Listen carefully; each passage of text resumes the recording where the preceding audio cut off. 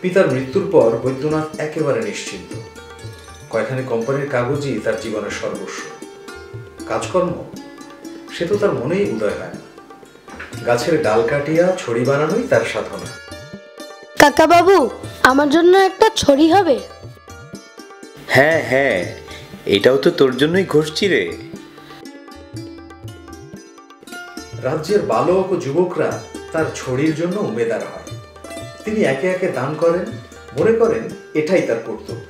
এমনকি ঘুড়ি, ছিপ, লাটাই বানাতেও উৎসাহের শেষ নেই। সংসারের কাজ সে কি সবের চেয়ে বড়? আর এই ঘুড়ির মাথাটা ঠিক কাটা গেলে কি হবে বলো? যে কাজের কোনো বাস্তব উপকারিতা নেই, তবু যেটায় দীর্ঘ সময় ধরে চাঁচা ছোলা লাগে, সেই কাজেই তার পরম তৃপ্তি। পাড়ায় যখন দলাদলি এবং চক্রান্ত লইয়া বড় বড় পবিত্র বঙ্গীয় চণ্ডীমণ্ডপ ধূমাচ্ছন্ন হইয়া উঠিতেছে, তখন বৈদ্যনাথ একটি কলম কাটা ছুরি এবং একখণ্ড গাছের ডাল লইয়া প্রাতকাল হইতে মধ্যাহ্ন এবং আহার ও নিদ্রার পর হইতে সায়াহ্নকাল পর্যন্ত নিজের দাওয়াটিতে একাকী অতিবাহিত করিতেছেন। এমন প্রায়ই দেখা যাইত।